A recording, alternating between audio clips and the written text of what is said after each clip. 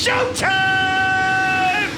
Here we go into turn number 1. It's going to be a 32 of Pierce Rider on the outside, taking the early race lead down the back straightaway. Dillard has second, and the 19R Gustin follows. Here comes a 22-star Troutman with a 25 of Fager, 3 wide, but Pierce leads the opening lap. Yeah, good battle there. Gustin has it into turn number 1. Troutman on the outside. Here comes Tim McCready in the 9 as well. Down the back straightaway. Fager and Troutman side by side for the 4th spot. Give it to Troutman. Closing in down the back straightaway. Pierce can't get around Frankie, and as he mentioned, Carson Brown in front of him there. Down the front straightaway. Pierce pumps the brakes. The 32 of Pierce now goes 3 wide with Carson Brown and Frankie Heckeness, and throws the slider on the 28 and gets around him down the backstretch. Halfway through here for BP32. He has not been challenged. Couple second gap here from basically the drop of the green, but now Kyle Bronson and Cody Overton running in the same groove, and you're exactly right. Turn true is tricky.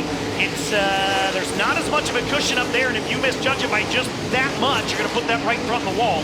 Let's keep an eye on what Pierce does. It's a little bit better on the bottom of 3 and 4 as it's always been, but he is now stuck in some pretty heavy traffic, and they are running the same line that he is. There goes Pierce over the cushion into 1. Good job pulling that thing off the wall, but again, everybody to the bottom at 3 and 4, and the car's right in front of him to the top of 1 and 2. That lap traffic is just thick in front of him. They are where he wants to be. Sorensen way up and over the cushion. Ryan Gustin now there. Gustin now to the back bumper of the 19R. What does Ryan Gustin do? He's going to take a look a little bit lower here. Nose to tail off turn number 4 with 9 to go. Pierce going to keep it nice and sealed tight on the bottom there, and now Gustin has the outside open for the lead. Pierce on the bottom. Pierce going to slide up the racetrack. Gustin's there. Gustin going to fire it into turn number 3. No room. Pierce holds on. Ryan Gustin may be the most powerful late model on the planet right now. Now the bottom is open for Gustin. He'll pull alongside Pierce for the race lead. Down the back straightaway. Can't cash in. It's still the 32 of Pierce. Now Pierce back to the bottom. Gustin on the top side. Pierce gets around Frank Heckeness. Gustin going to have to get around Frankie on the bottom, and he does. Way zero top trouble. A car spun in front of your lead duo. The Dave Warren Power Sports caution is out. Heartbreak for Dillard here at the 97. Looks like they're going to end up having to push him off the racetrack, so we'll see once the field rolls by if they make that right-hand turn.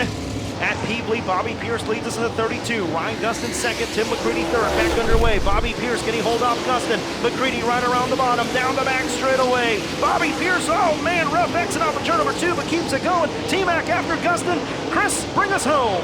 White flags coming out. Let's see what happens if Tim McCready's able to get to the inside of the 19R, and Gustin as well. Bobby Pierce right around the bottom. Ryan Gustin going to give it one last shot. He went up and over the cushion. T-Mac to second. Down the back chute, they'll run door to door. Working our way off turn number 4, though. Off turn number 4, your opening night winners, Bobby Pierce in 32. Tim McCready will snatch second at the line. So we get set to greet him. Ladies and gentlemen, he's out of the car. How about it? Tonight's winner, Bobby Pierce in 32. I was pretty nervous, but I was nervous before the caution came out too, so I didn't know where to go, and I saw Ryan under me there about right before that caution came out, and I tried to get back to the bottom quickly, and we did, and it just, it was a tough racetrack, very tricky to drive. You know, I didn't know, sometimes being the lead, it's tough. One lap, the lap cars would make a good lap, and you'd be right there with them, and then the next lap they wouldn't, and you get checked up, and they said all day today there was moisture in the track, and there definitely was, because it definitely did start chopping up down there, so gave it a lot of character if you wanted to run the top. And on that restart, I didn't know whether to pick top or bottom. I chose the top getting into 1 here, and I thought I messed up. I went in the corner super sideways, and I know I was looking right for that hole with the right rear tire, so I just gassed it like full throttle and hope it didn't jump the cushion. It did. It went around there and got off the corner good, got the job done. So it was a fun, exciting race, pretty nerve-wracking for me.